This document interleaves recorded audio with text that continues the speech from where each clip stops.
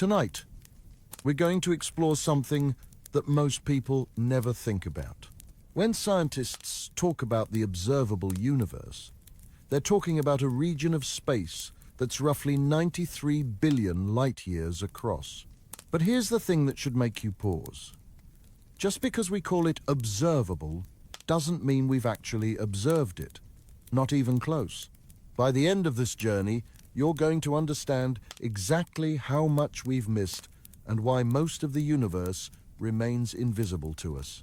Before we go any further, if you find this exploration interesting, a quick like or subscribe really helps the channel grow. Now, let's dive in. When you look up at the night sky on a clear evening away from city lights, how many stars do you think you can see?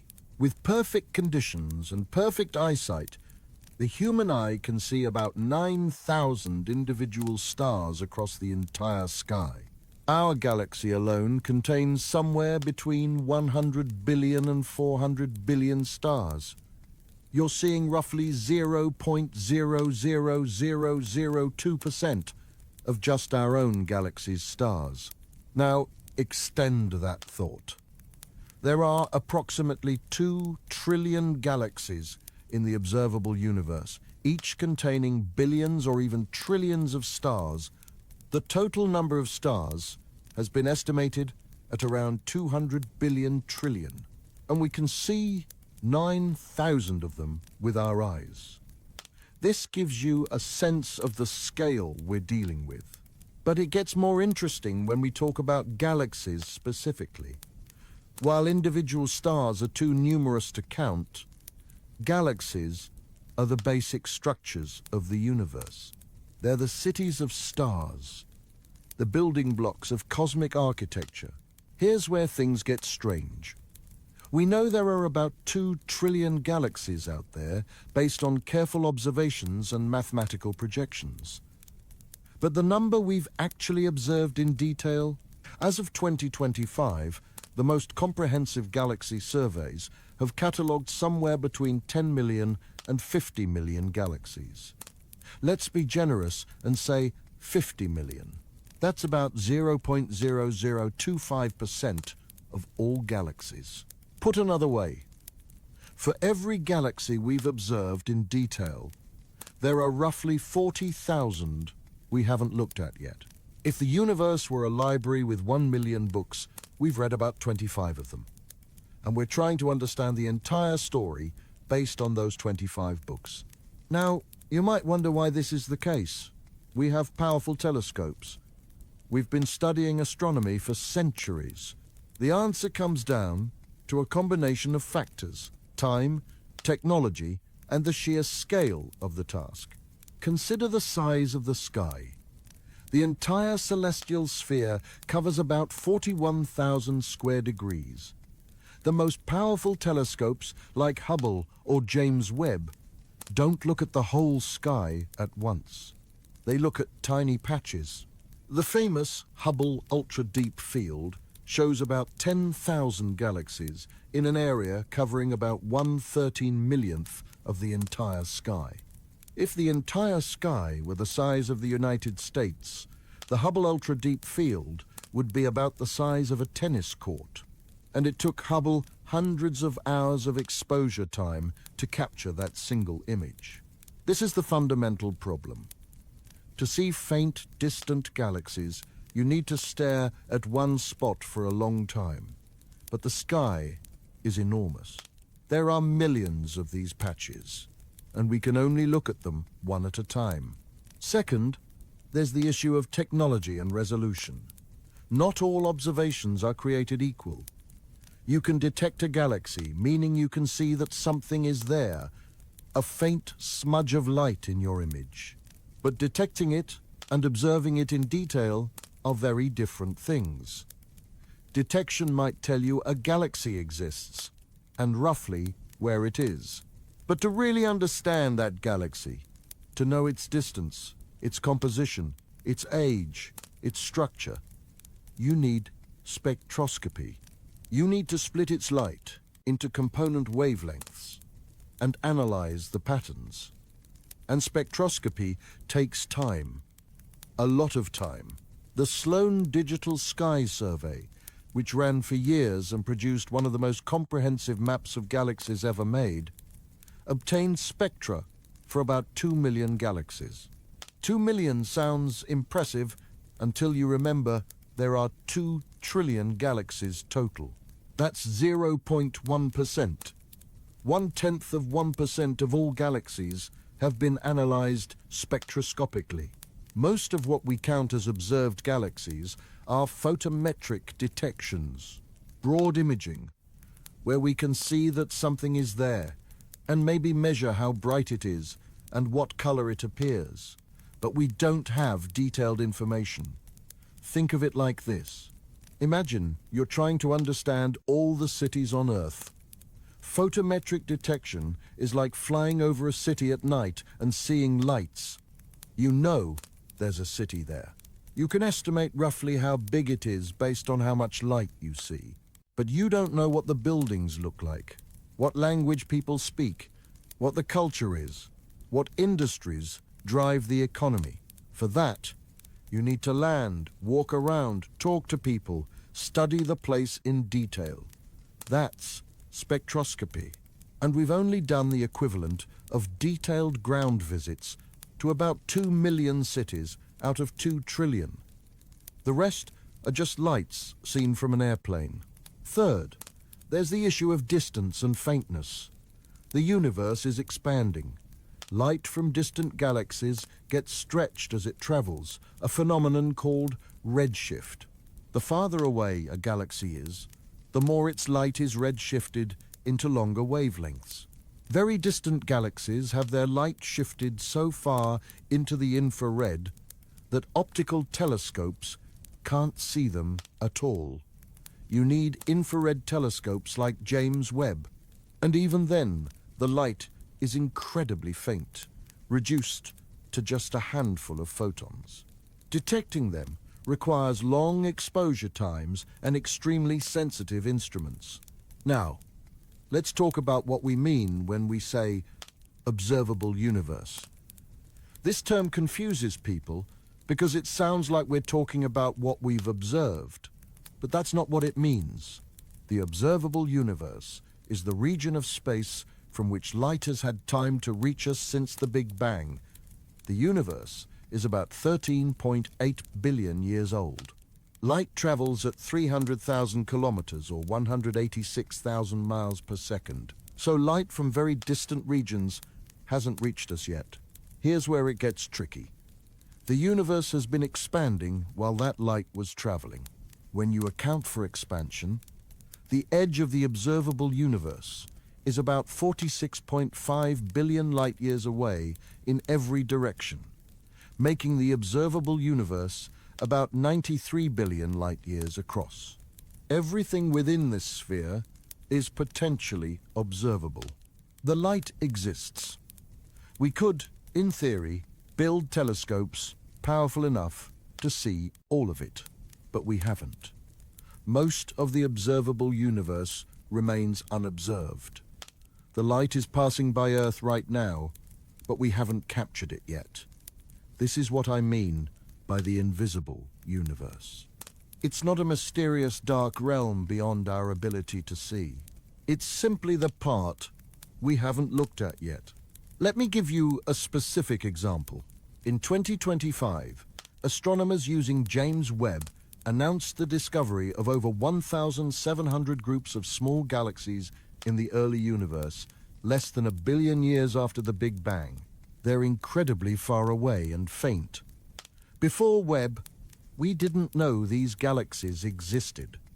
The light from these galaxies has been traveling for over 13 billion years. It passed by Earth countless times, while humans evolved and built civilizations. But we didn't see it, because we didn't have sensitive enough infrared telescopes pointed in the right direction. This discovery revealed something surprising. These small galaxies appear to have played a major role in reionizing the universe, a crucial phase when the first stars formed and their radiation ionized the hydrogen gas filling space. Before this, astronomers thought larger galaxies were responsible. But Webb's observations suggest small, faint galaxies might have been the main drivers. This shows that what we haven't seen isn't just more of the same. It contains surprises that challenge our understanding. Let's talk briefly about how we got here. In the early 1900s, we didn't even know galaxies existed beyond our own. Astronomers saw fuzzy patches called nebulae, but didn't know what they were. In 1920, there was a famous debate about whether these spiral nebulae were small objects within the Milky Way or distant island universes. Then in 1923, Edwin Hubble resolved individual stars in the Andromeda Nebula and measured its distance at about 900,000 light-years. This proved Andromeda was a separate galaxy. Suddenly, the universe got much bigger. By the 1950s, photographic surveys had catalogued thousands of galaxies. The 1990s brought the digital revolution with CCD cameras, far more sensitive than film.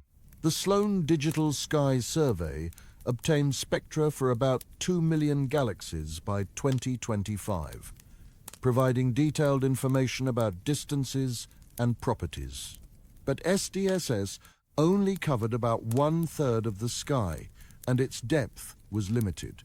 Hubble Space Telescope, launched in 1990, revolutionized our view with deep field images revealing thousands of faint galaxies. Based on Hubble observations, astronomers initially estimated 100 billion to 200 billion galaxies. Then, in 2016, using mathematical modeling, they revised the estimate to about 2 trillion galaxies. That's 10 times more than previously thought. Why? Because Hubble couldn't see the faintest, most distant galaxies. When astronomers accounted for these statistically, they realized the universe contained far more galaxies than we'd observed. Enter James Webb Space Telescope. Webb launched in December 2021 and is an infrared telescope designed to see light that Hubble can't detect. With a mirror 6.5 meters, or about 21 feet across, compared to Hubble's 2.4 meter, or almost 8-foot mirror, Webb is much more sensitive. In its first few years, Webb has found galaxies from just a few 100 million years after the Big Bang, challenging our models of galaxy formation. In 2024 and early 2025, the Euclid space mission started releasing its data. Euclid is designed to map billions of galaxies across a large portion of sky. In its first year, it catalogued 26 million galaxies in deep field observations. As Euclid continues, it will observe billions of galaxies, but even billions is still a small fraction of 2 trillion. We've made incredible progress, but we've still only scratched the surface. One reason is telescope time. There are only a handful of world-class telescopes capable of observing faint, distant galaxies. They're in constant demand with fierce competition for observing time. There simply aren't enough telescopes and hours in the year to observe everything. Another challenge is observing faint objects. Galaxies far away appear incredibly faint. Their light spreads out over an ever-increasing sphere. By the time it reaches us, a distant galaxy might emit just a few photons per second, hitting our telescope. To detect such faint objects requires long exposure times, dark skies free from light pollution, minimal moonlight, and perfect atmospheric conditions. There's also cosmic dust. Dust in our Milky Way blocks light from distant objects. About 10 to 20% of the sky is obscured by the Milky Way's disk, a region called the zone of avoidance. We can't see distant galaxies through it at optical wavelengths. That means about 10 to 20% of the universe is hidden by dust in our own galaxy. Let's talk about what kinds of galaxies make up the invisible universe. You might think they're just copies of galaxies we've already seen, but that's not true. There's a bias in our observations. We tend to see the brightest, largest, most massive galaxies because they're easiest to detect. A giant elliptical galaxy with 1 trillion stars is much easier to spot than a dwarf galaxy with only a few 100 million stars. But dwarf galaxies are actually far more common. Most galaxies in the universe are small. We know this from studying nearby galaxies in our local neighborhood. In the local group, which includes the Milky Way, Andromeda, and about 80 smaller galaxies, most members are dwarf galaxies. If this ratio holds across the universe, then the vast majority of 2 trillion galaxies are small, faint dwarfs that are very hard to detect at large distances. Dwarf galaxies matter because they're the building blocks that merge to form larger galaxies. They contain clues about dark matter. They might host unusual types of stars or black holes. The Milky Way itself is constantly consuming dwarf galaxies. The Sagittarius dwarf elliptical galaxy is being torn apart by our gravity right now, its stars streaming out into long trails. The Magellanic Clouds, visible from the southern hemisphere, are also being disrupted and will likely merge with the Milky Way in the future. There's a special class called ultra-faint dwarf galaxies that are even more extreme. These tiny satellites contain only a few thousand stars compared to the Milky Way's 100 billion. Some are so dim that the entire galaxy is fainter than a single bright star. We know of about 60 ultra-faint dwarfs in our local group, but theoretical models suggest there should be hundreds or thousands orbiting the Milky Way alone. And that's just in our neighborhood. Across the universe, there are probably trillions of these ultra-faint dwarfs, contributing to the galaxy count, but remaining undetected because they're too dim. There's also the question of entirely new structures. In 2024, astronomers announced the discovery of the Big Ring, a massive circular arrangement of galaxies about 1.3 billion light-years across. According to our understanding of cosmology, the universe should be relatively uniform on very large scales. There shouldn't be structures this big. Yet there it is, along with the giant arc, another huge structure. These were invisible until recently, not because we couldn't see the individual galaxies, but because we hadn't mapped enough to see the pattern. Let's think about the future. What will it take to make more of the invisible universe visible? The answer is more powerful telescopes and better technology. The Nancy Grace Roman Space Telescope will launch in the late 2020s with a field of view 100 times larger than Hubble's. Roman will observe hundreds of millions of galaxies across thousands of square degrees, giving us a much better sense of cosmic structure. On the ground, the extremely large telescope is being built in Chile with a mirror 39 meters or 128 feet across, making it the largest optical telescope in the world. The ELT will see fainter objects in greater detail than any current telescope. The square-kilometre array being built in Australia and South Africa will be the most sensitive radio telescope ever constructed. It will map neutral hydrogen gas in galaxies, revealing invisible reservoirs of gas from which future stars will form. But even with all these telescopes working together, we'll still observe only a small fraction of 2 trillion galaxies. We might go from 0.0025% to 1 or 2%. The fundamental problem is time. There are only so many hours in a day and nights in a year. Let me tell you about some specific observation challenges that contribute to what remains invisible. When astronomers observe the sky, they're fighting numerous sources of noise and interference. Light pollution from cities brightens the sky.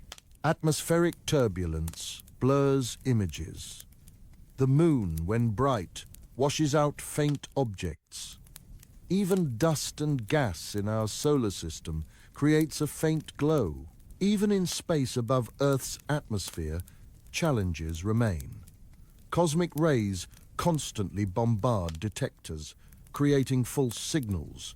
The instruments generate noise. Detectors have a dark current, a small signal, even when no light hits them. Every photon from a distant galaxy must be distinguished from all these noise sources. For very faint objects, the signal might be only slightly larger than noise. You need long integration times, exposing the detector for hours or days. The Hubble Ultra Deep Field required over 11 days of total exposure time across hundreds of orbits. To observe the whole sky to this depth would require about 300,000 years with a single telescope. There's also the challenge of identifying what you're seeing. A deep image might capture thousands of faint objects. Most are galaxies, but some are stars, some are asteroids, some are artifacts. You need to distinguish them. Galaxies appear as extended fuzzy blobs, while stars appear as points. But very distant galaxies can also appear as points. You need multiple observations to identify asteroids which move. You need spectroscopy to confirm objects. For every detected object, hours of analysis might be required for proper classification. Even with machine learning, there's a processing speed limit. Millions of galaxies sit in existing data archives that haven't been thoroughly analyzed because there aren't enough astronomers to process everything. Selection effects systematically bias our view. Bright objects are easier to find than faint ones. Large objects are easier to resolve than small ones.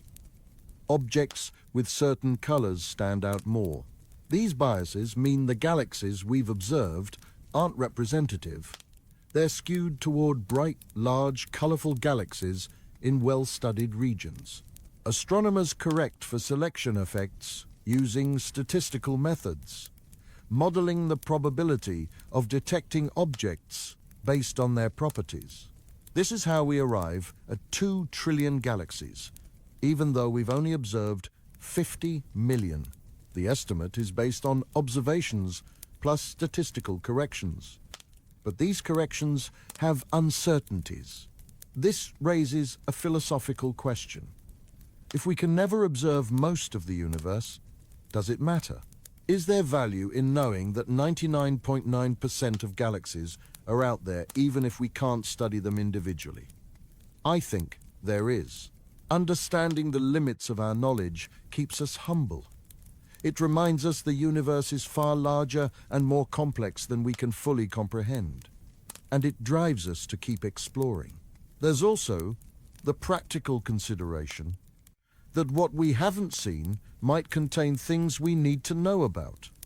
Suppose there's a common type of galaxy we've never observed because it's faint or in unobserved sky regions. Our models are built on what we've seen. If we're missing a major component, our models might be wrong. This has happened before.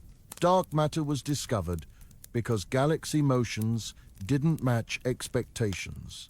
We had to invent dark matter to explain observations. What if there are other invisible components we're missing? Let me bring this to a human scale. Why should you care about the invisible universe? You're not an astronomer.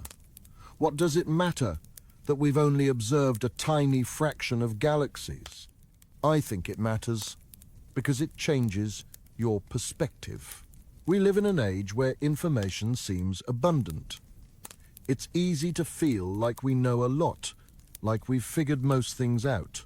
The invisible universe reminds us that we haven't.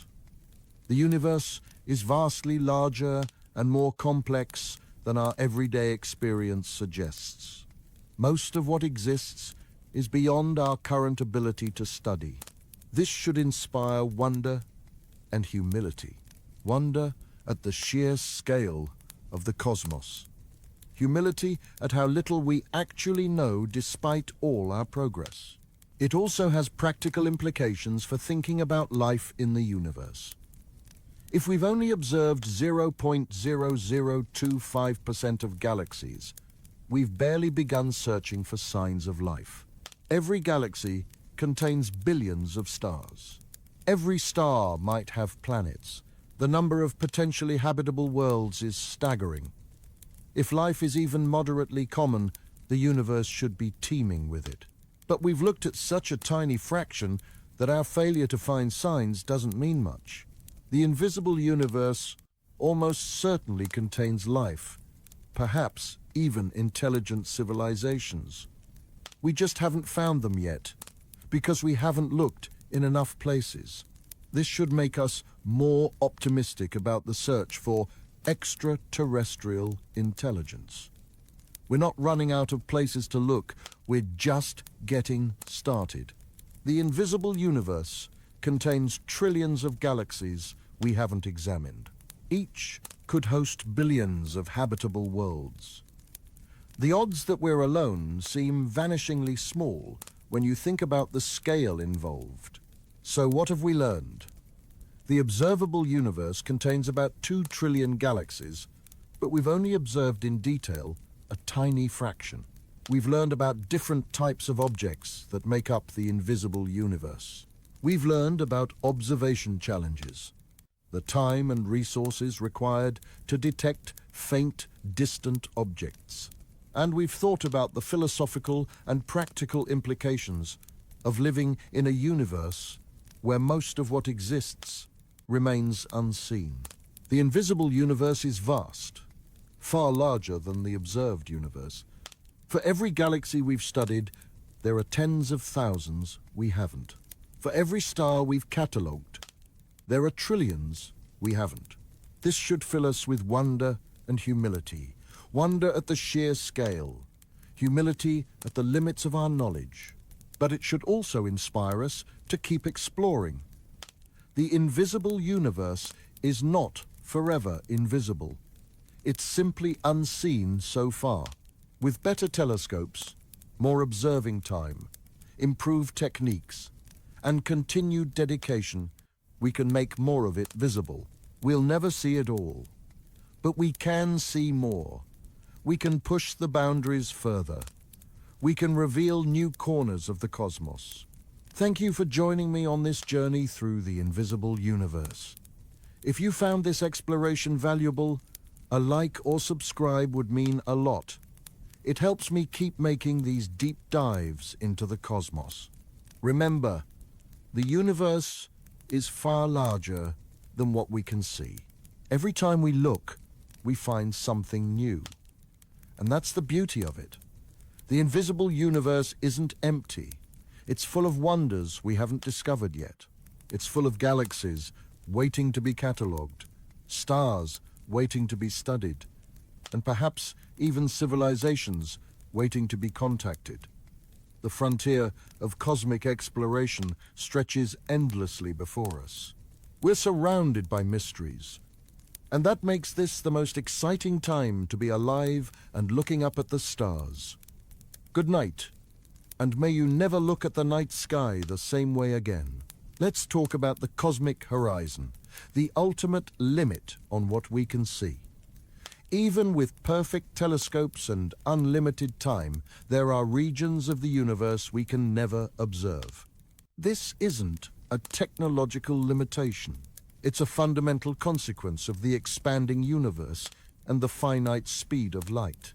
Light from very distant regions of the universe is traveling toward us, but the universe is expanding faster than the light can close the gap.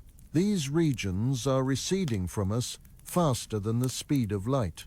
Not because they're moving through space faster than light, which would violate the laws of physics, but because space itself is expanding between us and them. The expansion of space can carry objects apart faster than light can travel through space. This means there's a cosmic horizon beyond which we can never see. Light from regions beyond this horizon will never reach us. Ever. No matter how long we wait, no matter how powerful our telescopes become. Those regions are fundamentally invisible, cut off from us by the expansion of space.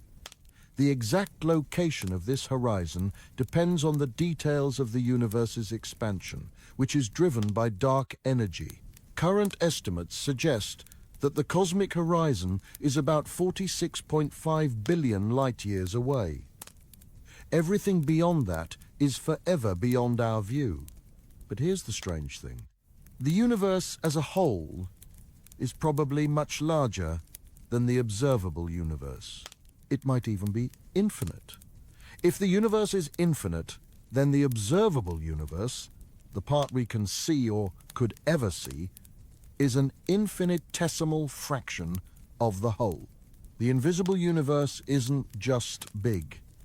It's infinitely big. Let me try to make this concept clearer with an analogy. Imagine you're standing in the middle of a vast ocean. There's fog all around you, and you can only see about 1 kilometer or 6/10 of a mile in every direction. That visible circle, 2 kilometers or 1.2 miles across, is your observable ocean. Beyond the fog, the ocean continues. It might go on for thousands of kilometers or millions of miles. It might even be infinite. But you can't see it. You're limited by the fog. Now, imagine the fog is slowly receding, expanding outward. Every hour, you can see a little bit farther. But here's the twist. The ocean is also expanding. New water is being added everywhere, including beyond your visible horizon. And the ocean is expanding faster than the fog is receding. So even though your visible area is growing, there's always more ocean beyond your sight. In fact, the ocean beyond your horizon is growing faster than your horizon is expanding. That's the universe we live in. We can see farther every year as light from more distant regions reaches us. But the universe is expanding faster than light can travel, so there will always be regions beyond our horizon. This has profound implications. It means we're fundamentally isolated in the universe.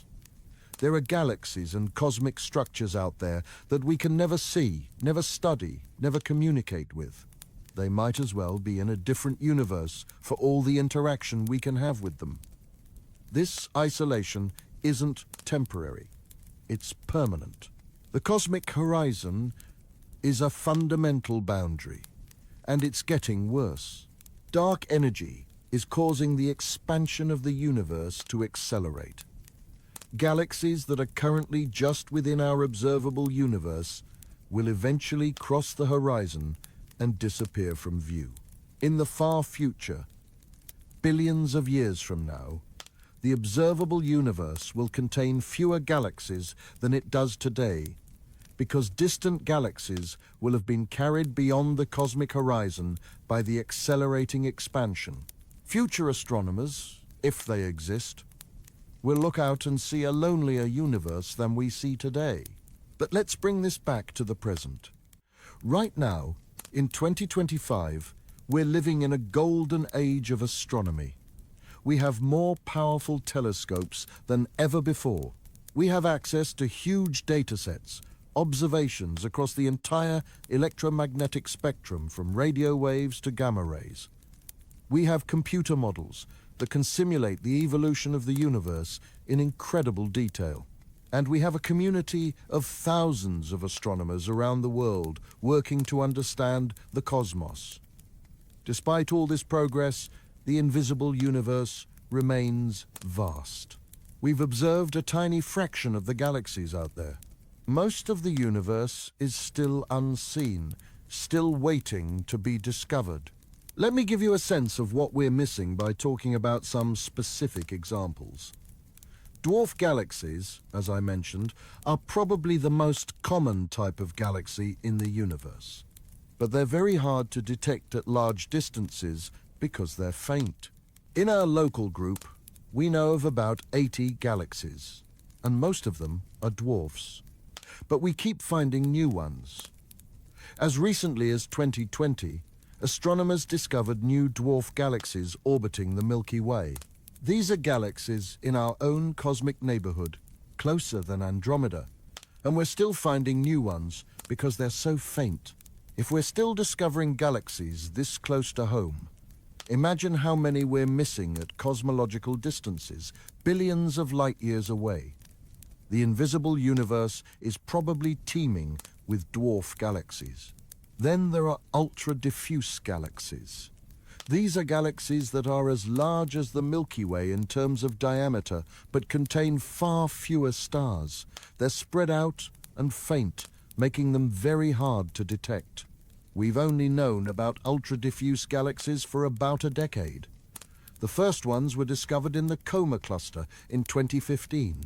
Since then, we've found hundreds of them, but there are probably millions or billions in the universe. They're part of the invisible universe simply because they're so diffuse and faint that they're hard to see, even with good telescopes. There are also galaxies in voids. The universe has a large-scale structure, often described as a cosmic web.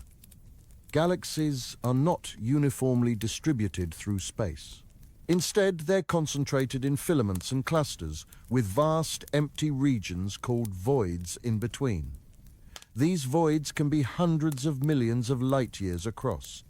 They're not completely empty. There are galaxies in voids, but they're rare and isolated. And because they're in regions of space we don't often survey, many of them remain undiscovered. The invisible universe includes these lonely galaxies drifting through the voids. And then there are galaxies obscured by dust, either dust in our own galaxy or dust in other galaxies between us and them.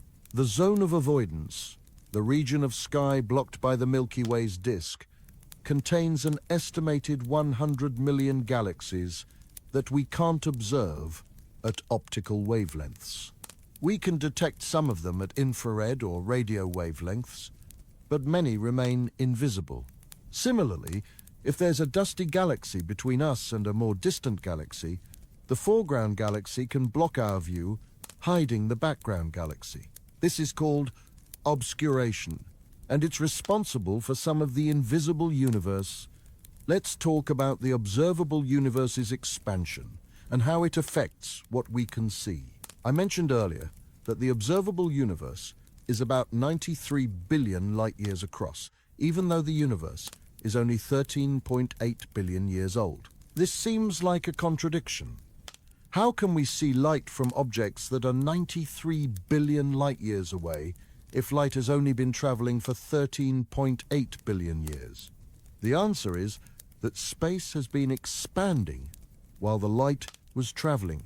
When light left a distant galaxy 13 billion years ago, that galaxy was much closer to us, maybe only a few billion light-years away. But while the light was traveling toward us, space expanded, carrying the galaxy farther away. By the time the light reaches us, the galaxy is now about 46 billion light-years away. And since space is symmetrical, there are galaxies equally far in the opposite direction, making the observable universe 93 billion light-years across. This expansion has another effect. It stretches the light as it travels. This is redshift. Light from a galaxy that's moving away from us due to the expansion of space gets stretched to longer wavelengths. Visible light might get stretched into the infrared. Ultraviolet light might get stretched into the visible. The farther away a galaxy is, the faster it's receding, and the more its light is redshifted. For the most distant galaxies, the ones we see with the James Webb Space Telescope, the redshift is extreme. Light that was emitted as ultraviolet is now arriving as deep infrared. This is why infrared telescopes like Webb are so important for studying the early universe. The galaxies are so far away and receding so fast that their light is shifted out of the visible range entirely. But redshift does more than change the wavelength of light. It also makes galaxies fainter. The energy of light is related to its wavelength. When light is redshifted, its energy decreases. So a photon that left a galaxy as high-energy ultraviolet light arrives at Earth as low-energy infrared light. This means distant galaxies appear dimmer than they would if the universe weren't expanding. Combined with the normal dimming due to distance, this makes very distant galaxies incredibly faint. They're emitting plenty of light, but by the time it reaches us, it's been redshifted and dimmed so much that detecting it requires the most sensitive instruments we have. This is another reason why so much of the universe remains invisible. The galaxies are out there, shining brightly in their local reference frame. But their light is so redshifted and dimmed by the time it gets to us that we can barely detect it. There's also the question of cosmic variance. When we observe a small patch of sky, we're seeing a snapshot of that particular region. But the universe isn't perfectly uniform. Some regions have more galaxies than others. Some regions have different types of galaxies. If we only observe a small area, we might get an unrepresentative sample. Imagine trying to understand Earth's geography by looking at a single square kilometer, or about 4/10 of a square mile. If that square happened to be in the middle of the ocean, you'd conclude Earth is mostly water with no land. If it happened to be in the middle of a desert, you'd conclude Earth is dry and barren. To get an accurate picture, you need to sample many different locations. The same is true for the universe. To understand the full diversity of galaxies and cosmic structures, we need to observe large volumes of space. But the deeper we look, the farther back in time we see, and the smaller the volume we can survey in detail. This is a fundamental trade-off. We can look deep, or we can look wide, but it's hard to do both. The Hubble Ultra Deep Field, for example, looked incredibly deep, seeing galaxies from when the universe was very young, but it only covered a tiny area of sky. The Sloan Digital Sky Survey covered a large area, about 1/3 of the sky, but it didn't look as deep. It missed faint, distant galaxies. Ideally, we'd like to survey the entire sky at the depth of the Hubble Ultra Deep Field. But with current technology, that would take thousands of years, so we're forced to make choices. We can study a few regions in great detail, or we can survey large areas more shallowly. Both approaches are valuable, but both leave parts of the invisible universe unseen. Let me tell you about a recent discovery that illustrates how much we're missing. In 2023, astronomers announced the discovery of a massive galaxy cluster called El Gordo, Spanish for the Fat One. This cluster is about 7 billion light-years away and contains thousands of galaxies. It's one of the most massive clusters ever found. But here's the interesting part. El Gordo was discovered not by a deep optical survey, but by its effect on the cosmic microwave background, the faint radiation left over from the Big Bang. The hot gas in the cluster scatters the microwave background radiation, creating a subtle signal that can be detected. Astronomers found this signal and then used optical telescopes to confirm the cluster. This discovery technique, called the Sunyaev-Zeldovich effect, can find massive galaxy clusters that might be missed by optical surveys. It's another tool for revealing the invisible universe, and it shows that different wavelengths and different techniques can uncover structures we didn't know about. There's also the question of time. The universe has been around for 13.8 billion years. When we look at distant galaxies, we're seeing them as they were billions of years ago. The light from a galaxy, 10 billion light-years away, shows us what that galaxy looked like 10 billion years ago. That galaxy has continued to evolve. It might look completely different now. Stars have formed and died. It might have merged with other galaxies. It might have changed from a spiral to an elliptical. But we can't see any of that because the light showing us the galaxy's current state won't reach Earth for another 10 billion years. In a sense, The present state of the distant universe is invisible to us. We can only see the past. The invisible universe includes not just galaxies we haven't observed, but also the current state of galaxies we have observed. This creates an interesting situation. When we make a map of the universe, showing where all the galaxies are, we're not making a map of the universe as it is now. We're making a map of the universe as it was at different times in the past. A galaxy 1 billion light-years away is shown as it was 1 billion years ago. A galaxy 10 billion light-years away is shown as it was 10 billion years ago. It's like making a family photo album where each person's picture is from a different year. Your photo is from this year. Your siblings is from 5 years ago. Your parents are from 20 years ago. Your grandparents are from 50 years ago. The album doesn't show the family as it is now. It shows a composite of different times. That's what our maps of the universe are. They're composites of the universe at different epochs. The true present state of the entire universe is fundamentally invisible to us because light hasn't had time to bring us that information yet. Let's talk about the role of dark matter and dark energy in the invisible universe.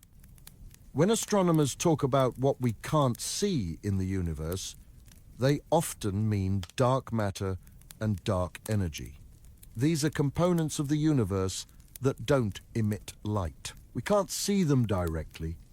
We only know they exist because of their gravitational effects. Dark matter makes up about 27% of the universe's total energy density. Normal matter, the stuff that makes up stars, planets, and us, is only about 5%. Dark matter doesn't interact with light. It doesn't emit it, absorb it, or reflect it. It's invisible to all our telescopes. But we know it's there because galaxies and galaxy clusters have more mass than we can account for with visible matter alone. The extra mass is dark matter. Dark energy is even stranger. It makes up about 68% of the universe's total energy density. It's a mysterious force that's causing the expansion of the universe to accelerate. We don't know what dark energy is. We can't see it or detect it directly. We only know it exists because the universe is expanding faster than it should be based on the matter we can account for. So, in a very real sense, 95% of the universe is invisible. Not invisible in the sense that we haven't observed it yet, but invisible because it doesn't emit light and we don't have any way to detect it directly. This is a different kind of invisible universe. It's not galaxies we haven't looked at yet. It's components of the universe that are fundamentally different from normal matter, and that might be impossible to observe directly. But for the purposes of this discussion, I'm focusing on the galaxies we haven't observed yet. The normal matter component of the universe that emits light, but that we simply haven't looked at.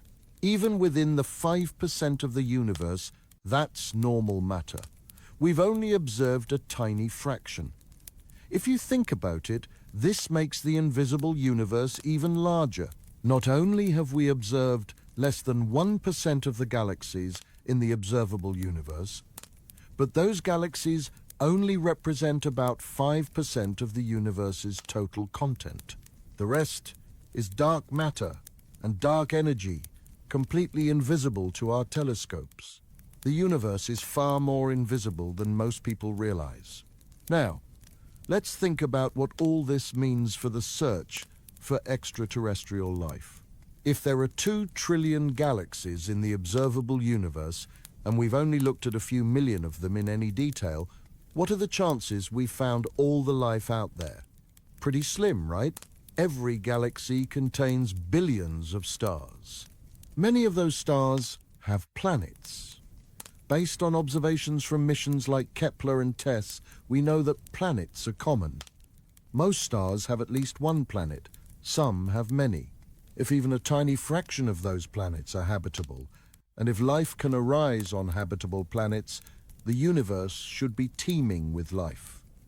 But we've only searched for signs of life on a handful of planets. We've looked for radio signals from nearby stars, but we've only monitored a tiny fraction of the sky, and for a limited time. The search for extraterrestrial intelligence, or SETI, is like trying to have a phone conversation with someone when you don't know their number, you don't know what language they speak, and you're only listening to one frequency out of billions. The invisible universe almost certainly contains life. Statistically, it would be astonishing if Earth were the only planet with life, but finding that life is incredibly difficult. The universe is vast. Signals from alien civilizations would be faint by the time they reach us. And we don't know what to look for. Are they using radio, lasers, some form of communication we haven't thought of? The invisible universe might be full of alien civilizations, but they're invisible to us because we haven't looked in the right places or at the right wavelengths or for long enough. This is one of the most exciting aspects of exploring the invisible universe. Every new galaxy we observe, every new planet we study, increases the chances that we might find signs of life. Let's talk about citizen science and how ordinary people can help explore the invisible universe. Professional astronomers can't analyze all the data being collected by telescopes. There's simply too much of it.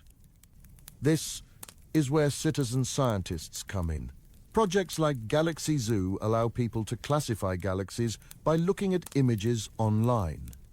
You don't need any special training. The website shows you an image of a galaxy and asks you simple questions. Is it spiral or elliptical? Is it smooth or does it have features? Your classifications are combined with those of thousands of other people, and the results are used by astronomers to understand galaxy populations. Galaxy Zoo has classified millions of galaxies, far more than professional astronomers could have done alone. It's a way for anyone to contribute to revealing the invisible universe. Another project, Planet Hunters, asks people to look at data from the Kepler and TESS missions and identify dips in starlight that might indicate a planet passing in front of its star. Citizen scientists have discovered dozens of exoplanets this way, some of which were missed by automated algorithms. There are similar projects for finding asteroids, classifying supernovae, mapping the moon, and more. These projects show that exploring the universe isn't just for professionals. Anyone with an internet connection can participate. And in doing so, you're helping to make the invisible universe a little less invisible. Let me give you a sense of the scale we're dealing with by talking about the cosmic web. On the largest scales, the universe has a structure that looks like a three-dimensional spider web. Galaxies are concentrated along filaments, thin strands of matter that stretch across hundreds of millions of light years. Where filaments intersect, you get dense clusters of thousands of galaxies. Between the filaments are voids, vast empty regions with very few galaxies. This cosmic web is the result of gravity acting on tiny density fluctuations in the early universe. Regions that were slightly denser attracted more matter, growing over billions of years into the filaments and clusters we see today. But here's the thing. We've only mapped the cosmic web in small regions of the universe. Most of the web is invisible to us because we haven't observed enough galaxies to see the full structure. Imagine trying to understand a spider web by looking at a few tiny patches. You might see a strand here, a junction there, but you wouldn't see the overall pattern. That's where we are with the cosmic web. We've mapped parts of it, and we can use computer simulations to predict what it should look like based on our theories of gravity and dark matter. But actually observing it requires mapping millions of galaxies across large volumes of space. The invisible universe contains the full extent of the cosmic web, the complete large-scale structure of the universe. We won't see it all until we've observed far more galaxies than we have so far. Let's talk about some of the challenges of observing the early universe. The James Webb Space Telescope was designed specifically to study the first galaxies that formed after the Big Bang. These galaxies are incredibly far away, which means their light has been traveling for over 13 billion years. By the time it reaches us, it's been redshifted into the infrared. Webb can see this infrared light, but there are challenges. The galaxies are incredibly faint. They're small, containing far fewer stars than modern galaxies. And they're surrounded by neutral hydrogen gas that absorbs ultraviolet light. This makes them even harder to detect. Webb has found hundreds of these early galaxies, and they're surprising. Some are larger and brighter than expected. Some formed stars at incredible rates. They're challenging our understanding of how galaxies form and evolve. But even Webb can only see the brightest of these early galaxies. There are probably millions or billions of faint early galaxies that are below Webb's detection limit. They're part of the invisible universe, waiting for the next generation of telescopes to reveal them. One of the most exciting aspects of modern astronomy is the discovery of transient events, things that change or appear suddenly. Supernovae, stars exploding at the end of their lives, can briefly outshine entire galaxies. Gamma-ray bursts, the most energetic explosions in the universe, can release more energy in a few seconds than the sun will emit in its entire lifetime. Tidal disruption events, where a star gets too close to a black hole and is torn apart, create bright flares that last for months. These events are happening all the time throughout the universe, but we only see the ones that happen to occur in regions we're monitoring. The invisible universe contains countless transient events that we never observe because we're not looking in the right place at the right time. There's a project called the Zwicky Transient Facility that surveys the northern sky every few nights looking for transient events. It's found thousands of supernovae, asteroids, and other changing objects, but it can only survey the relatively nearby universe. Transient events in distant galaxies are too faint for most surveys to detect. The invisible universe is full of explosions and eruptions we never see. Every night, thousands of stars explode in galaxies, billions of light years away. Most of those explosions go unnoticed. They happen, they fade, and no one on Earth knows about them. They're part of the invisible universe. Let me try to put all this into perspective with a final thought. The observable universe contains everything we could possibly see. It's the full extent of space from which light has had time to reach us. Within this observable universe, there are about 2 trillion galaxies. But we've only observed in detail a tiny fraction of them. Maybe 50 million out of 2 trillion.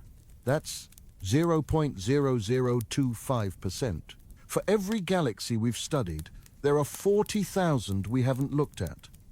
And those are just the galaxies we know exist. There might be types of structures or objects we haven't discovered yet because we haven't observed enough of the universe to find them. The invisible universe is vast beyond comprehension. It's not a distant, unreachable realm. It's all around us, filling the sky in every direction. The light from invisible galaxies is passing by Earth right now, traveling through space towards some distant observer who might see what we've missed. In the coming decades, new telescopes and surveys will reveal more of the invisible universe. The Roman Space Telescope will survey billions of galaxies. The extremely large telescope will see fainter and more distant objects than ever before. The square kilometer array will map the universe at radio wavelengths. AI and machine learning will help us analyze the mountains of data these instruments will produce. We'll go from having observed 0.0025% of galaxies to maybe 1% or even a few percent. That's progress. But even at a few percent, 95% or more of the universe will still be invisible. We'll still be scratching the surface. And that's okay. The invisible universe isn't a failure. It's a challenge. It's an invitation. It's a reminder that the universe is far larger and more complex than we can fully comprehend. Every galaxy we observe, every star we study, every planet we discover adds to our knowledge. We're building a picture of the universe one observation at a time. It's a picture that will never be complete, but it's getting richer and more detailed with every passing year. The invisible universe will always be there, beckoning us, challenging us to look deeper, to build better instruments, to ask better questions. So the next time you look up at the night sky and see a few thousand stars, remember what you're not seeing. You're not seeing the 100 billion other stars in our galaxy. You're not seeing the 2 trillion galaxies beyond our own. You're not seeing the cosmic web, the large-scale structure that organizes the universe. You're not seeing the dwarf galaxies, the ultra-diffuse galaxies, the galaxies in voids, the galaxies hidden by dust. You're not seeing the supernova explosions happening right now in distant galaxies. You're not seeing the planets orbiting other stars. You're not seeing the alien civilizations that might be out there. All of that is invisible to your eyes, but it's there. The invisible universe surrounds us, waiting to be discovered. We've made incredible progress in the centuries since we first realized galaxies exist. We've mapped millions of them. We've measured the expansion of the universe. We've discovered dark matter and dark energy. We've found thousands of exoplanets. We've looked back to the early universe and seen galaxies forming when the cosmos was young, but we've only just begun. The invisible universe is vast. It contains mysteries we can't even imagine yet. And that's what makes astronomy exciting. There's always more to discover. Always another galaxy to observe. Always another question to answer. The universe is infinite in its ability to surprise us. And most of it is still invisible, waiting for the next generation of astronomers to reveal its secrets. Now, let's dive deeper into specific examples of what makes up the invisible universe. Understanding the details helps us appreciate just how much we're missing. I want to walk you through different categories of objects and structures that exist, but remain largely unobserved. Each category represents a vast population of cosmic objects that we know must be out there, but that we've barely begun to catalogue. First, let's talk about low-surface brightness galaxies. These are galaxies that are spread out and diffuse. They contain plenty of stars, sometimes as many as the Milky Way, but those stars are distributed over a much larger volume. This makes them extremely faint per unit area. Imagine 2 streetlights. One is a bright spotlight, concentrating its light into a small area. The other is a dim flood lamp, spreading the same total amount of light over a much larger area. From a distance, the spotlight is easy to see. The flood lamp is barely visible. Low-surface brightness galaxies are like cosmic flood lamps. They're there, emitting light, but spread so thinly that they're incredibly hard to detect. These galaxies were largely unknown until the 1980s. Astronomers had missed them for decades because standard survey techniques were optimized to find bright, compact objects. When someone finally looked specifically for diffuse galaxies, they found them everywhere. Today we know of thousands of low-surface brightness galaxies, but there are probably billions in the observable universe. Most remain invisible simply because they're so faint. Standard galaxy surveys don't detect them unless they're very close to us. The invisible universe contains vast numbers of these ghostly galaxies, so diffuse they're almost transparent. There's a special class of ultra-faint dwarf galaxies that are even more extreme. These are tiny satellite galaxies, orbiting larger galaxies like the Milky Way and Andromeda. They contain only a few thousand stars, compared to the Milky Way's 100 billion or more. Some of these ultra-faint dwarfs are so dim that the entire galaxy is fainter than a single bright star. They're among the least luminous objects in the universe that we'd classify as galaxies. We know of about 60 ultra-faint dwarf galaxies in our local group, but theoretical models suggest there should be hundreds or even thousands of them orbiting the Milky Way alone. We haven't found them because they're so incredibly faint. You need deep observations with large telescopes to detect them, and that's just in our immediate neighborhood. In other galaxy groups and clusters across the universe, there are probably trillions of these ultra-faint dwarfs. They're part of the invisible universe, contributing to the total galaxy count, but remaining undetected because they're too dim. Let's talk about intergalactic stars, sometimes called intracluster stars. These are stars that don't belong to any galaxy. They're out in the space between galaxies, drifting alone or in loose groups. How do stars end up between galaxies? It happens during galaxy collisions and mergers. When two galaxies collide, the gravitational interactions can fling stars out at high speeds. Those stars escape their parent galaxies and drift into intergalactic space. In galaxy clusters, where hundreds or thousands of galaxies are gravitationally bound together, there can be huge populations of these orphan stars. Observations of nearby galaxy clusters suggest that between 10 and 40% of the total starlight comes from intracluster stars rather than from galaxies themselves. That's an enormous population of stars that's difficult to observe because they're not concentrated in galaxies. They're spread out over huge volumes of space, making them extremely faint. But theoretical models suggest there should be hundreds or even thousands of them orbiting the Milky Way alone. We haven't found them because they're so incredibly faint. You need deep observations with large telescopes to detect them, and that's just in our immediate neighborhood. In other galaxy groups and clusters across the universe, there are probably trillions of these ultra-faint dwarfs. They're part of the invisible universe, contributing to the total galaxy count, but remaining undetected because they're too dim. Let's talk about intergalactic stars, sometimes called intracluster stars. These are stars that don't belong to any galaxy. They're out in the space between galaxies, drifting alone or in loose groups. How do stars end up between galaxies?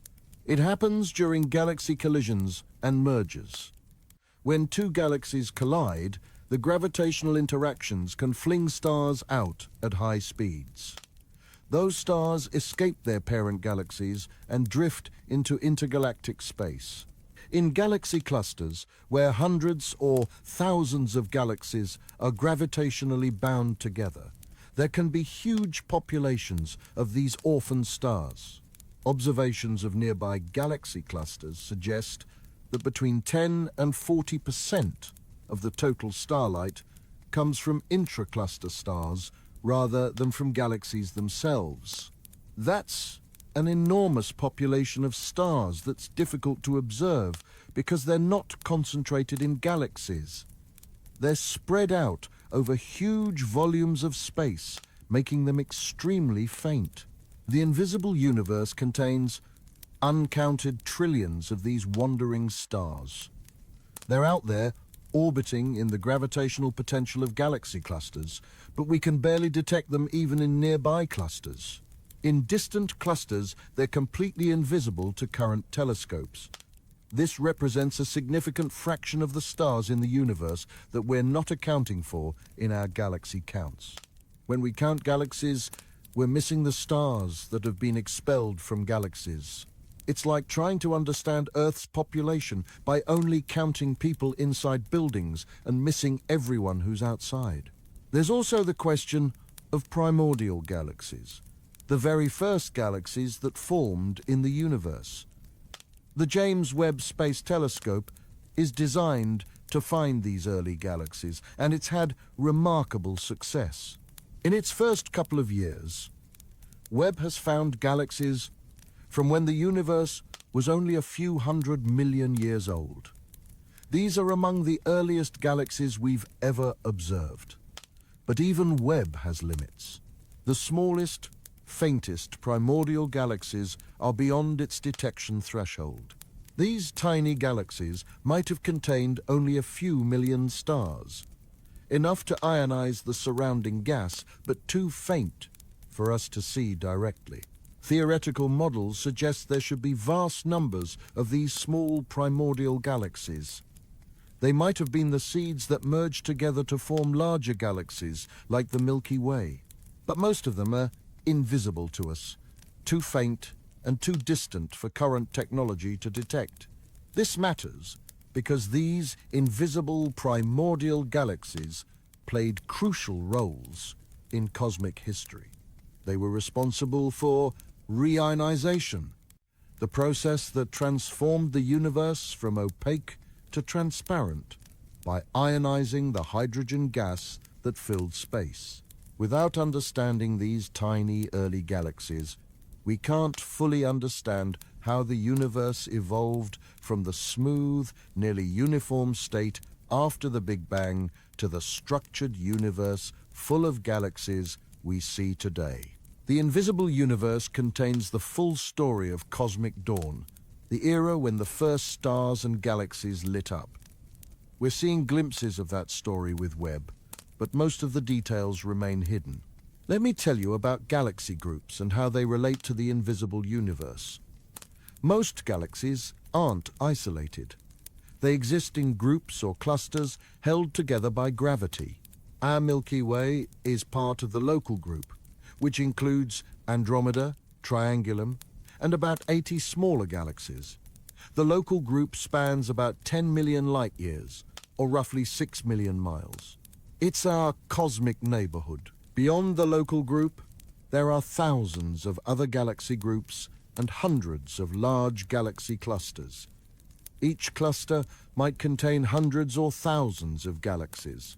The Virgo cluster, the nearest large cluster to us, contains over 2,000 galaxies. The Coma cluster contains over 1,000. These are the biggest structures held together by gravity in the universe. But here's the thing. We've catalogued the galaxies in nearby clusters reasonably well. The Virgo cluster is only about 53 million light-years away, close enough that we can detect even relatively faint galaxies. But most galaxy clusters are much farther away. As you go to greater distances, you can only see the brightest cluster members. The faint dwarf galaxies that make up the majority of cluster populations become invisible. So our catalogues of distant galaxy clusters are heavily biased toward large, bright galaxies. We're missing most of the cluster members. The invisible universe includes the complete populations of galaxy clusters, all the small galaxies that we know should be there based on nearby examples, but that we can't detect at large distances. There's also the issue of galaxy evolution over cosmic time. Galaxies change. They merge with other galaxies. They form new stars. Old stars die. Gas flows in and out. The galaxies we see in the distant universe, seen as they were billions of years ago, look different from galaxies in the nearby universe. Early galaxies tend to be smaller, more irregular, and more actively forming stars. Modern galaxies tend to be larger, more organized into spirals or ellipticals, and forming stars at slower rates. This evolution is a key part of understanding cosmic history. But to really understand it, we need to observe large numbers of galaxies at different distances, corresponding to different cosmic epochs. We need thousands or millions of galaxies from each era to see the full range of properties and understand how they change over time. The problem is, we don't have that data for most of cosmic history. We have good samples of nearby galaxies and reasonable samples from a few specific epochs in the past where targeted surveys have focused. But there are huge gaps.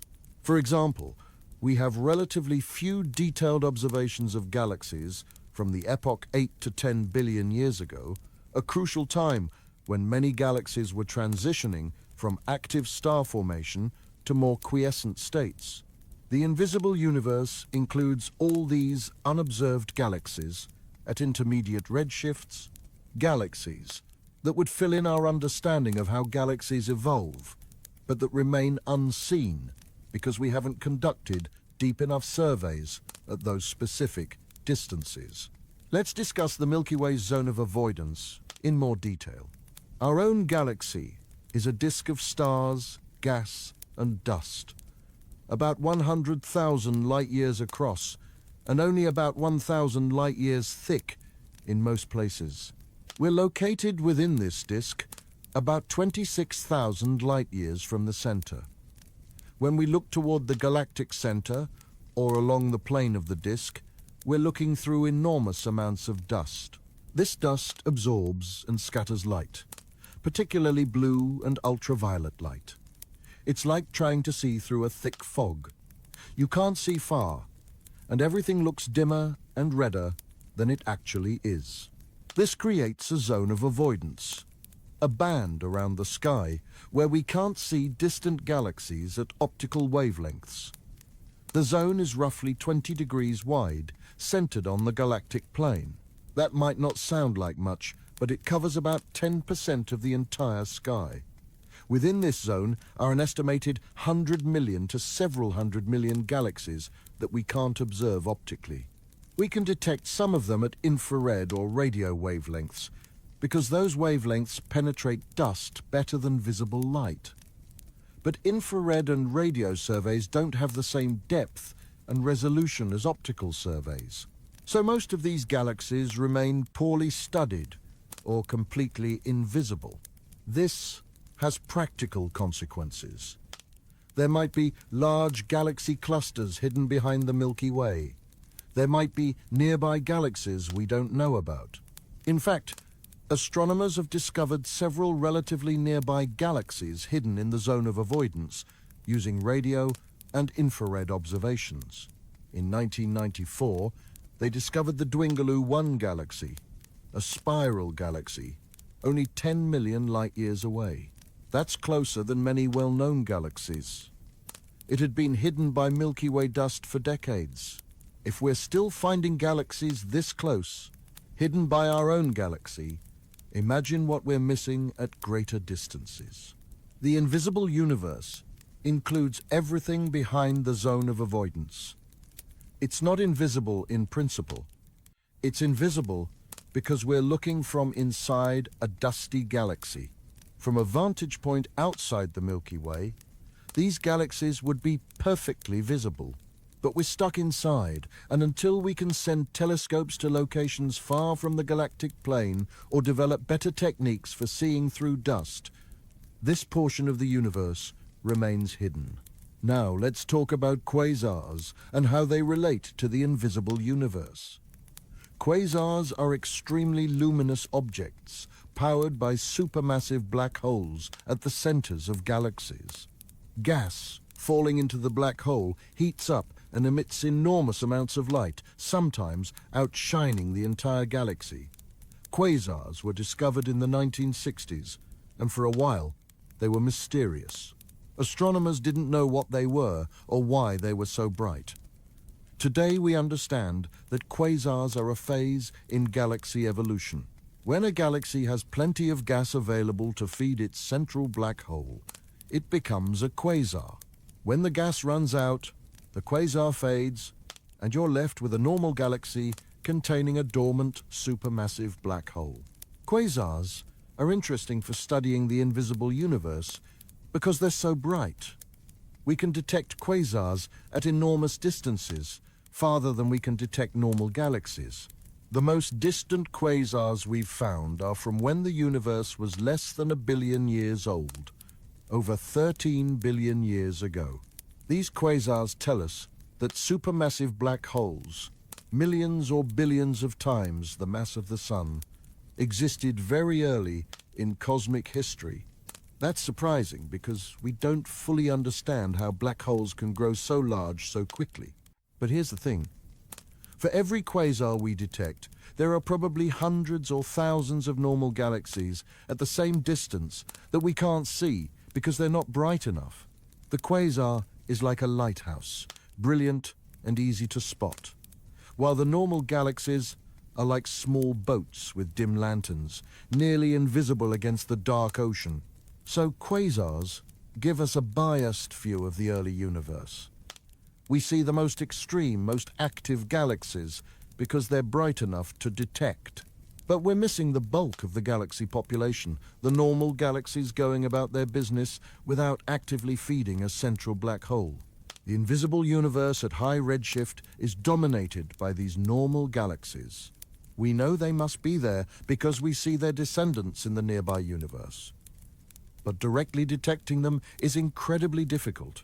Webb is helping, finding some of these normal high redshift galaxies, but even Webb can only scratch the surface. Let me tell you about gravitational lensing and how it helps us see parts of the invisible universe.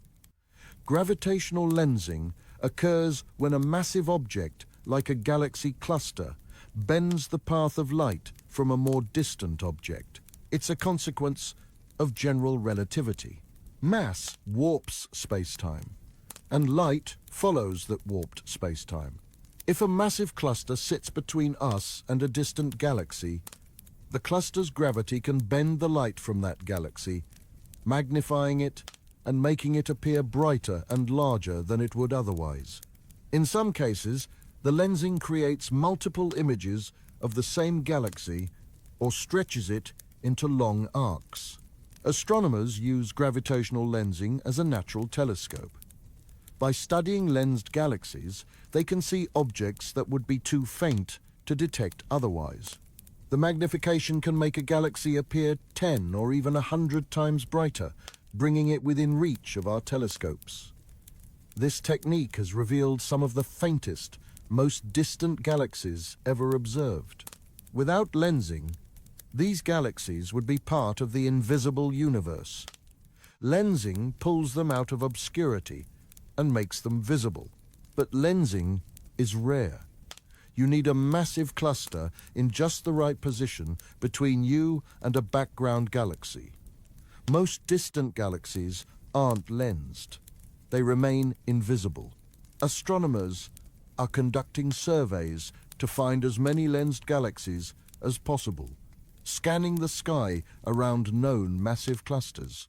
Projects like the Hubble Frontier Fields program observed 6 massive galaxy clusters in extreme detail, looking for lensed background galaxies. They found hundreds of them, revealing populations of faint galaxies that would otherwise be undetectable. But this is still a tiny fraction of the total. For every lensed galaxy we find, there are thousands of unlensed galaxies at similar distances that we can't see. They're part of the invisible universe, waiting for future technology or fortunate lensing configurations to bring them into view. Let's talk about the cosmic microwave background and what it tells us about the invisible universe. The cosmic microwave background, or CMB, is the oldest light in the universe. It's radiation left over from about 380,000 years after the Big Bang, when the universe cooled enough for electrons and protons to combine into neutral hydrogen atoms. Before this recombination, the universe was opaque. Photons couldn't travel far without scattering off free electrons. After recombination, the photons were free to travel unimpeded. Those photons have been traveling through space ever since, and we detect them today as the CMB, a faint microwave glow coming from all directions. The CMB shows us what the universe looked like before any galaxies existed. It's a snapshot of the infant universe, and it's remarkably smooth. The temperature variations across the sky are only about 1 part in 100,000. This tells us the early universe was nearly uniform, with only tiny density fluctuations. Those tiny fluctuations were the seeds that grew into galaxies and galaxy clusters under the influence of gravity. But here's the key point. We can map the CMB with exquisite precision.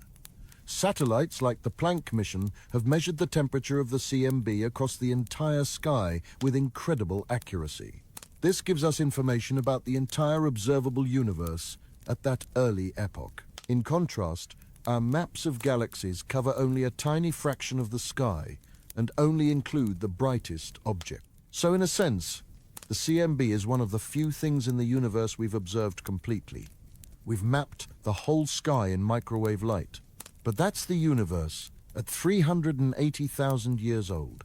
The universe today, 13.8 billion years old, is vastly more complex and structured.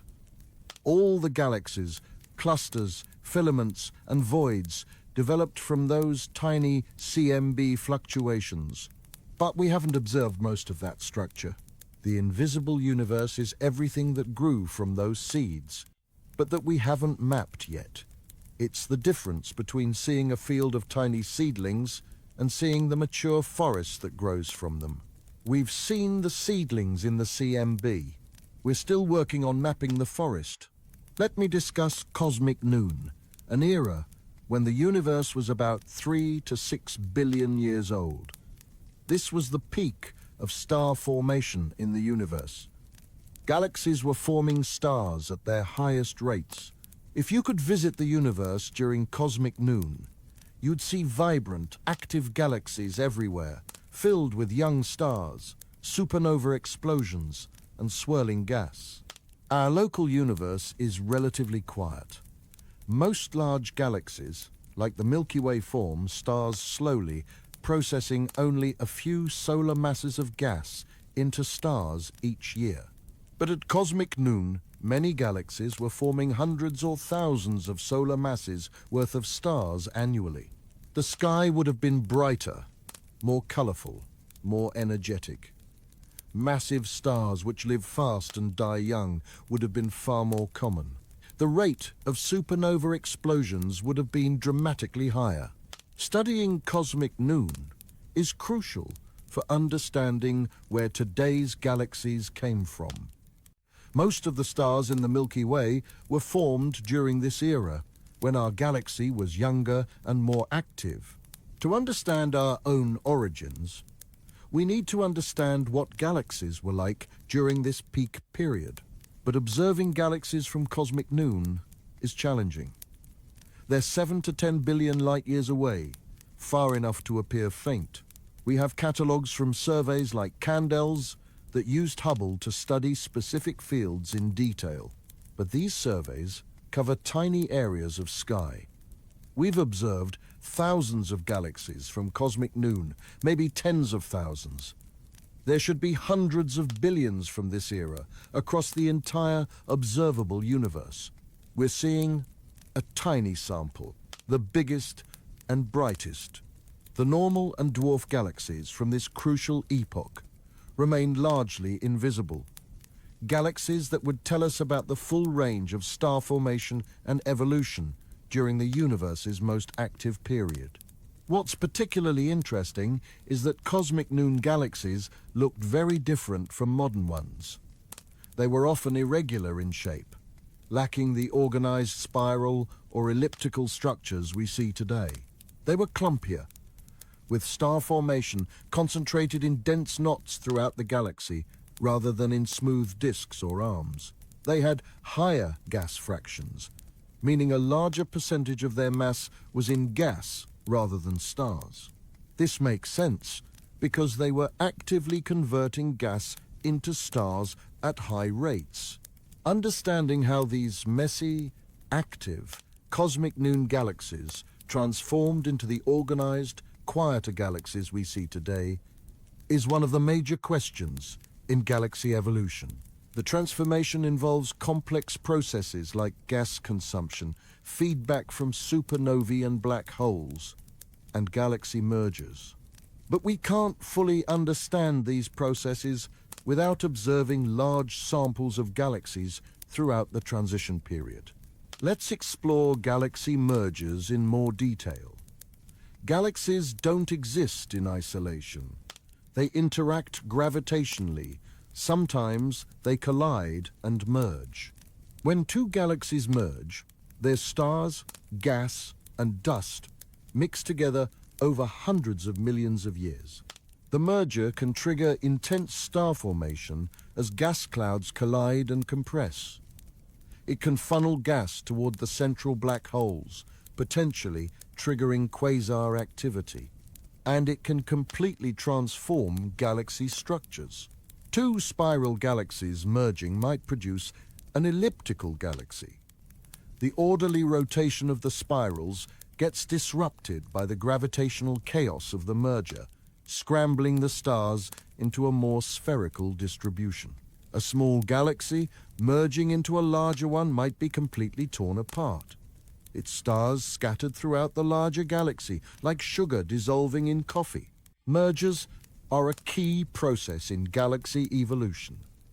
Galaxies grow by consuming smaller neighbors, gradually building up mass over billions of years. The Milky Way has evidence of past mergers written into its structure. Streams of stars in our halo, the diffuse region surrounding the disk, are the remnants of dwarf galaxies that merged with the Milky Way billions of years ago. These stellar streams have different chemical compositions and orbital patterns than stars formed in the Milky Way itself, marking them as immigrants from other galaxies. We're witnessing active mergers right now. The Antennae galaxies, about 65 million light-years away, are two spiral galaxies in the process of colliding. Long tidal tails of stars stream away from the collision site, pulled out by gravity. Bright knots of star formation mark regions where gas clouds have collided. In a few 100 million years, these two galaxies will complete their merger and become a single elliptical galaxy. The Mice galaxies, about 300 million light-years away, are another famous example. They're named for their long tails that resemble mouse tails. These tails are made of stars flung out during the gravitational interaction. Eventually, these stars will fall back and be incorporated into the merged galaxy. Closer to home, the Andromeda Galaxy is heading toward the Milky Way at about 110 kilometers or 68 miles per second. In about 4 to 5 billion years, the two galaxies will collide. Simulations show that the merger will be spectacular, with multiple close passes before the galaxies finally settle into a single elliptical galaxy. Our solar system will likely survive intact, flung into a different orbit, but not destroyed. The night sky during the merger will be dramatically different, with Andromeda looming large and bright, growing bigger over millions of years until it dominates the sky. But detecting mergers at large distances is difficult. The disturbances in galaxy structure are subtle and require high-resolution images. At distances of billions of light-years, most mergers remain invisible. We can see the end products, large elliptical galaxies that likely formed from mergers, but we can't observe the mergers themselves in their early stages. Now, let's discuss the role of computer simulations in understanding the invisible universe.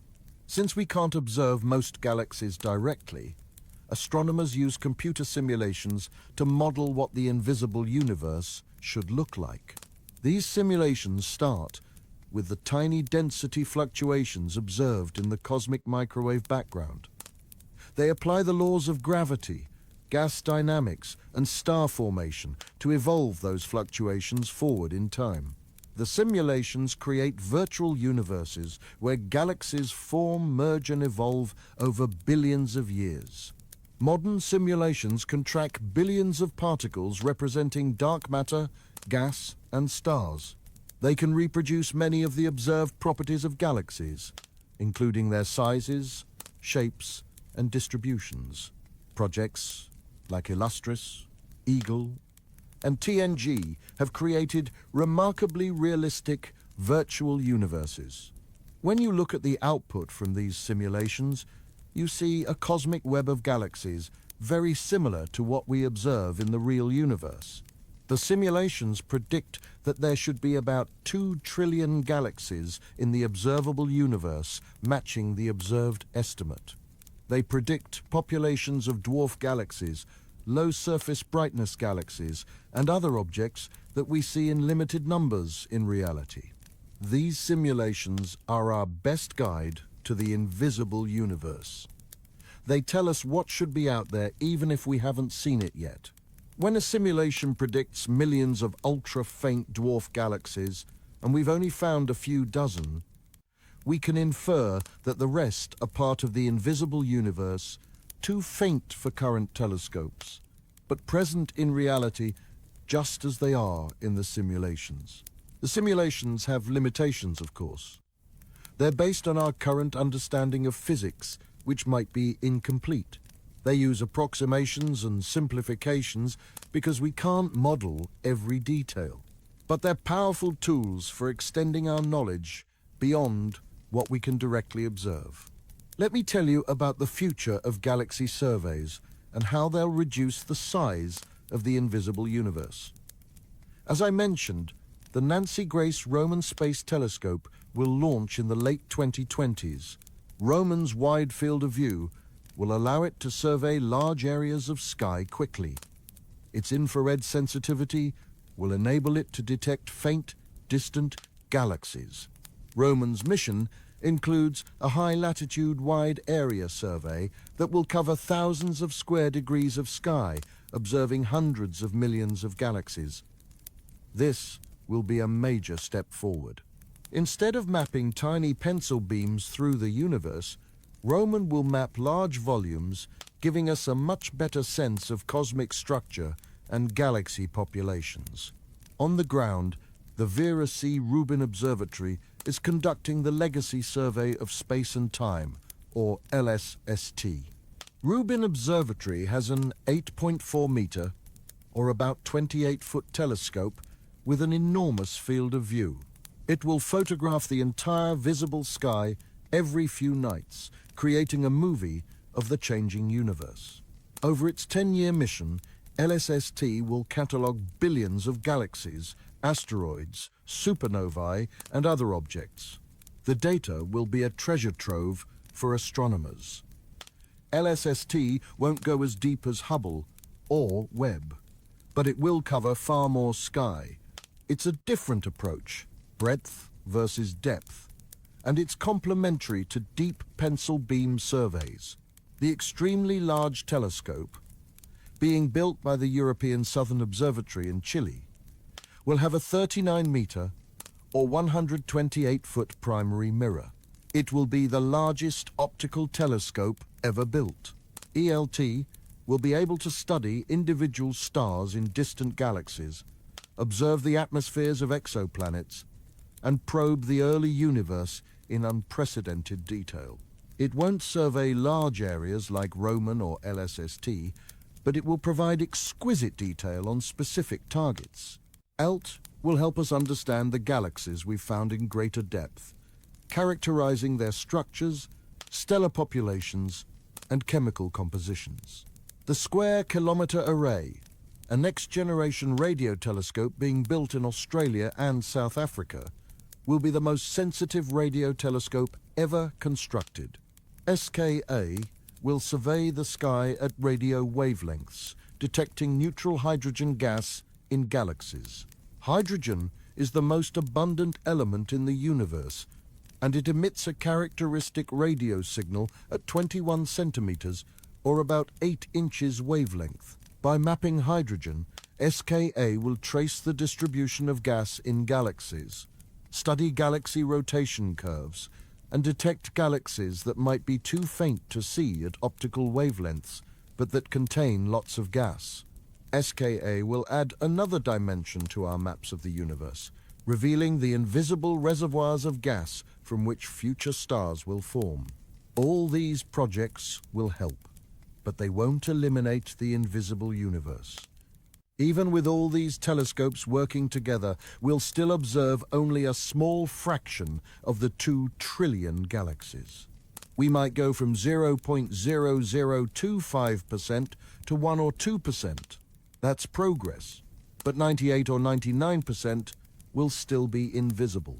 The fundamental problem is time.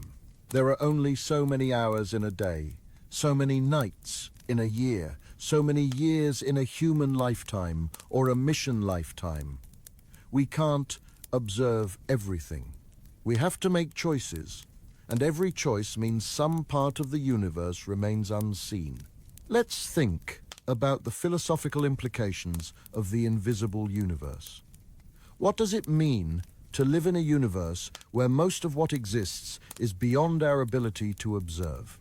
Does the invisible universe exist in the same way the observed universe does? Philosophers have debated questions like this for centuries. If a tree falls in a forest and no one hears it, does it make a sound? If a galaxy exists but no one observes it, is it real? From a scientific perspective, the answer is clearly yes. The galaxies we haven't observed are just as real as the ones we have observed. They're made of the same matter, governed by the same laws of physics. The light from invisible galaxies is traveling through space right now. It exists. It's just that we haven't captured it yet. There's nothing mystical or uncertain about the invisible universe.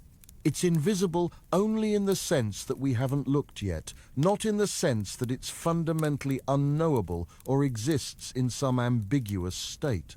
But there's still something humbling about it. We're finite beings with finite resources, trying to understand an effectively infinite universe. We'll never see everything. We'll never know everything. There will always be galaxies we haven't observed, stars we haven't studied, planets we haven't discovered. The invisible universe is a permanent reminder of the limits of human knowledge. No matter how far we push our technology, no matter how many telescopes we build, most of the universe will remain unseen. At the same time, there's something inspiring about it. The invisible universe is an endless frontier. There's always more to discover.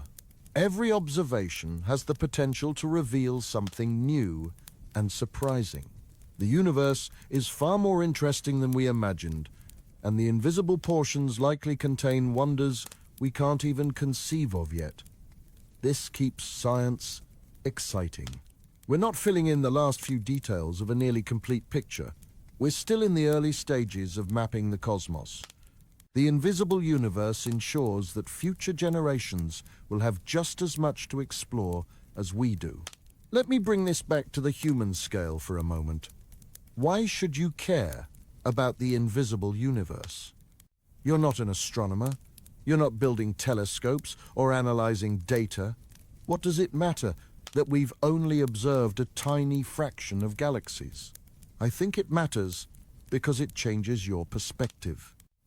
We live in an age where information seems abundant. The internet contains vast libraries of human knowledge. We can find answers to almost any question with a quick search. It's easy to feel like we know a lot, like we've figured most things out. The invisible universe reminds us that we haven't. Not even close. The universe is vastly larger and more complex than our everyday experience suggests. Most of what exists is beyond our current ability to study. This should inspire a sense of wonder and humility. Wonder at the sheer scale and richness of the cosmos. Humility at how little we actually know despite all our progress. When you look up at the night sky, you're seeing a tiny fraction of what's out there. The invisible universe surrounds you in all directions, vast beyond comprehension. That's worth thinking about sometimes. It also has practical implications for how we think about life in the universe. If we've only observed 0.0025% of galaxies, we've barely begun to search for signs of life. Every galaxy contains billions of stars. Every star might have planets. The number of potentially habitable worlds in the universe is staggering. If life is even moderately common, the universe should be teeming with it. But we've looked at such a tiny fraction of the sky that our failure to find signs of life so far doesn't mean much. The invisible universe almost certainly contains life, perhaps even intelligent technological civilizations. We just haven't found them yet because we haven't looked in enough places. This should make us more optimistic about the search for extraterrestrial intelligence. We're not running out of places to look, we're just getting started. The invisible universe contains trillions of galaxies we haven't examined. Each could host billions of habitable worlds. The odds that we're alone seem vanishingly small when you think about the scale involved. It's not a question of whether life exists elsewhere. It's a question of when and how we'll find it. Let me conclude by bringing together everything we've discussed. The observable universe is roughly 93 billion light-years across and contains approximately 2 trillion galaxies. These galaxies range from dwarf galaxies with a few million stars to giant ellipticals with several trillion stars. Each galaxy is a city of stars, a gravitationally bound system that has existed for billions of years. The total number of stars in the observable universe is estimated at around 200 billion trillion, a number so large it's meaningless to human intuition. But we've only observed a tiny fraction of this cosmic census. As of 2025, the most comprehensive galaxy surveys have catalogued between 10 million and 50 million galaxies in various levels of detail. That's roughly 0.0025% of the total. For every galaxy we've observed, there are about 40,000 galaxies we haven't looked at. Most of these invisible galaxies are small, faint, distant, or obscured by dust. They're not invisible in principle. They're just invisible because we haven't pointed our telescopes in the right direction or looked deep enough or waited long enough. The invisible universe includes dwarf galaxies too faint to detect at cosmological distances, low-surface brightness galaxies spread too thin to stand out against the sky, galaxies hidden in the zone of avoidance behind Milky Way dust, early galaxies from cosmic dawn that are too distant and faint for current instruments, normal galaxies at cosmic noon that are outshone by their quasar neighbors, merging galaxies whose disturbances are too subtle to resolve, and intra-cluster stars drifting between galaxies in clusters. It includes everything in regions of sky we haven't surveyed, and everything below the detection limits of our telescopes. The invisible universe is the majority of what exists. The vast cosmic population we know must be there but haven't seen yet. We're making progress. Every year, new telescopes come online and new surveys catalogue more galaxies. The James Webb Space Telescope is revealing the early universe in unprecedented detail. The Euclid mission is mapping billions of galaxies across large areas of sky. Future missions like the Roman Space Telescope, the Extremely Large Telescope, and the Square Kilometre Array will push the boundaries even further. We'll go from having observed 0.0025% of galaxies to perhaps 1% or even a few percent over the next few decades. But even at a few percent, more than 95% of the universe will remain invisible. The task is simply too large. There are too many galaxies and not enough telescope time to observe them all. This doesn't mean we should give up. Every galaxy we observe adds to our understanding. We learn about galaxy formation and evolution, about dark matter and dark energy, about the history and structure of the universe. We don't need to observe every galaxy to understand the universe. A well-chosen sample can tell us a lot, but we should remain humble about the limits of our knowledge. Most of the universe remains unexplored. Most of cosmic history remains unwitnessed. The invisible universe is vast, and it will remain largely invisible for the foreseeable future. So the next time you look up at the stars, remember this: you're seeing a few thousand points of light, a tiny fraction of the 100 billion or more stars in our galaxy. Beyond our galaxy are 2 trillion other galaxies, each containing billions of stars. We've observed in detail fewer than 50 million of those 2 trillion galaxies. The rest are invisible, not because they can't be seen, but because we haven't looked yet. They're out there right now, shining in the darkness, waiting to be discovered. The invisible universe surrounds us, vast beyond comprehension. A reminder that the cosmos is far larger and more mysterious than anything we can fully know. Let me tell you about some specific observation challenges that contribute to the invisible universe, because understanding the technical barriers helps explain why so much remains unseen. When astronomers observe the sky, they're fighting against numerous sources of noise and interference. There's light pollution from cities, which brightens the sky and makes faint objects harder to see. There's atmospheric turbulence, which blurs images and reduces resolution. There's the moon, which when bright can wash out faint objects. There's even dust and gas in our solar system, zodiacal light and scattered sunlight that creates a faint glow across the sky. All of these factors limit what we can detect. Even in space, above Earth's atmosphere, there are challenges. Cosmic rays, high-energy particles from space constantly bombard detectors, creating false signals that must be filtered out. The instruments themselves generate noise. Detectors have a dark current, a small signal, even when no light is hitting them. Electronics produce thermal noise. Every photon we're trying to detect from a distant galaxy must be distinguished from all these sources of noise. For very faint objects, the signal might be only slightly larger than the noise. You need long integration times, exposing the detector for hours or days to build up enough signal to reliably detect the object. This is why deep surveys take so long. The Hubble Ultra Deep Field required over 11 days of total exposure time spread across hundreds of orbits. Hubble would point at the same patch of sky for about an hour during each orbit, then move away to do other observations, then come back and point at the same patch again. After hundreds of these exposures were combined, the resulting image revealed galaxies so faint that they were only a few photons above the background noise. This painstaking process can't be rushed. You can't observe a galaxy that faint in a few minutes.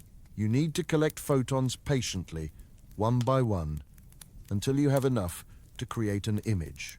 Now, multiply this by the entire sky. To observe the whole sky to the depth of the Hubble Ultra Deep Field would require about 10 million similar observations. If each one takes 11 days, you're looking at over 100 million days of telescope time. That's about 300,000 years. Obviously, we can't dedicate a telescope to a single project for 300,000 years. Even if we built hundreds of Hubble-class telescopes and ran them all simultaneously, it would take thousands of years. This is the fundamental barrier. The invisible universe is invisible largely because we don't have time to look at it all. There's also the challenge of identifying what you're seeing. When you take a deep image of the sky, you might capture thousands or tens of thousands of faint objects in a single field. Most of these are galaxies, but some are stars in our own galaxy. Some are asteroids in our solar system. Some are artifacts or noise. You need to distinguish between these. Galaxies typically appear as extended fuzzy blobs, while stars appear as point sources. But very distant galaxies can also appear as point sources if they're too far away to resolve their structure.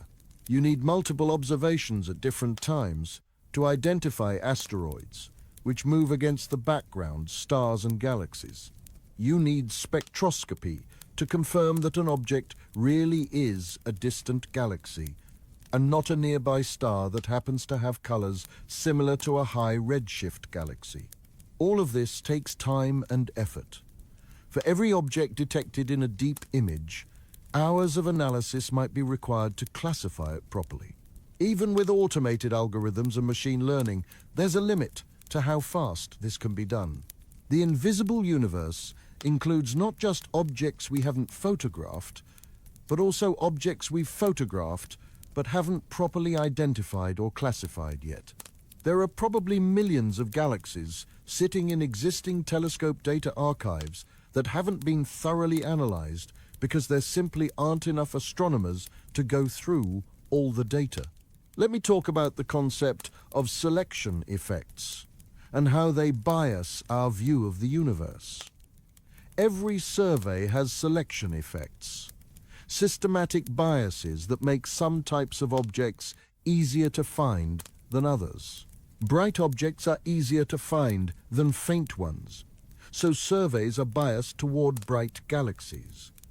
Large objects are easier to resolve than small ones, so surveys are biased toward large galaxies.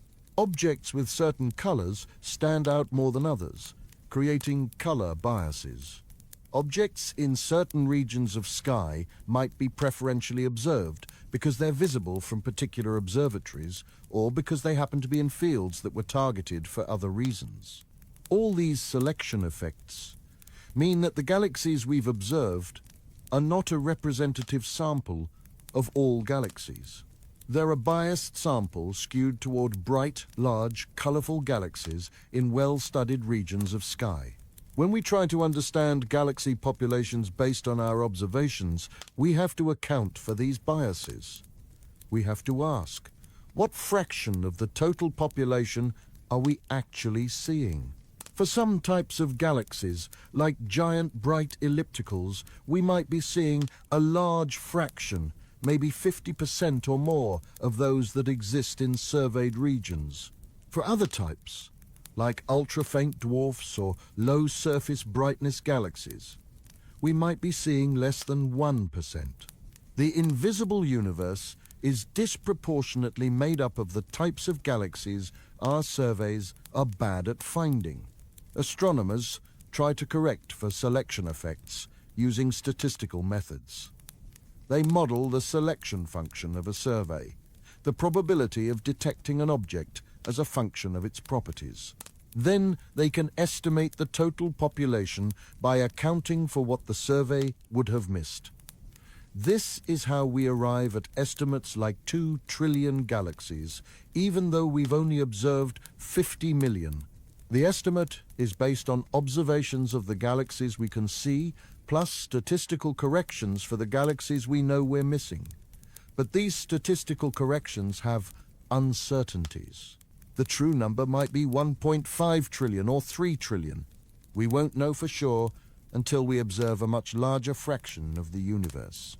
Now let's think about the timescales involved in cosmic evolution and how they relate to the invisible universe. Galaxies evolve slowly.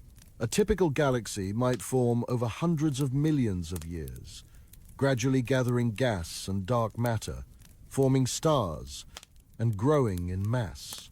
Once formed, it evolves over billions of years, sometimes forming stars continuously, sometimes experiencing bursts of star formation triggered by mergers or gas inflows, sometimes becoming quiescent, with very little ongoing star formation. These are long timescales, far longer than a human lifetime, far longer than all of human civilization. We can't watch a galaxy evolve in real time. We can only see snapshots. But by observing many galaxies at different distances, corresponding to different cosmic times, we can piece together an evolutionary sequence. We see what galaxies looked like 1 billion years after the Big Bang by looking at galaxies that are so far away their light has been traveling for 12.8 billion years. We see what they look like at 5 billion years by looking at galaxies at intermediate distances. We see what they look like today at 13.8 billion years by looking at nearby galaxies. By combining these snapshots, we construct a picture of how galaxies evolve over cosmic time. But this only works if we have good samples of galaxies at all different distances. Gaps in our observations create gaps in our understanding of evolution. The invisible universe creates these gaps. There are epochs in cosmic history where we have relatively few galaxy observations, either because galaxies at those redshifts are particularly hard to detect, or because surveys haven't focused on those distances. These gaps leave uncertainties in our evolutionary models. We might see that galaxies at redshift 2 look a certain way, and galaxies at redshift 0.5 look another way. But without observations at intermediate redshifts, we don't know exactly how or when the transition occurred. The invisible universe obscures the details of cosmic evolution. Let me discuss one more aspect of the invisible universe that's particularly fascinating. The universe might contain entirely unexpected structures or phenomena that we haven't discovered yet because we haven't observed enough of it. History shows that whenever we've pushed into new observational territory, whether it's looking at new wavelengths, achieving higher resolution, or reaching greater distances, we've found surprises. Quasars were a surprise when first discovered. Gamma-ray bursts were a surprise. Dark matter was a surprise. Dark energy was a surprise. The large-scale structure of the cosmic web was a surprise. Each of these discoveries required observations that pushed beyond what was previously possible. What surprises might be hiding in the invisible universe? We don't know, obviously. That's what makes them surprises. But it's reasonable to expect that when we finally observe a significant fraction of the 2 trillion galaxies, we'll find phenomena we didn't anticipate. Maybe there are types of galaxies with properties unlike anything we've seen. Maybe there are structures on scales larger than we thought possible. Maybe there are populations of objects we haven't imagined yet. The invisible universe is a reservoir of potential discoveries, and we won't know what's there until we look. This is why it's important to continue pushing the frontiers of observation even when we don't have a specific prediction to test. Exploratory surveys that map large volumes of the universe without targeting specific objects often yield the most surprising discoveries. The Sloan Digital Sky Survey wasn't designed to find any particular type of object. It was designed to map the sky systematically and see what was there. It discovered quasars at redshifts higher than had been seen before. It revealed the detailed structure of the cosmic web. It found unusual galaxies that didn't fit existing categories. These discoveries came from simply looking, from making the invisible universe visible. The same will be true in the future.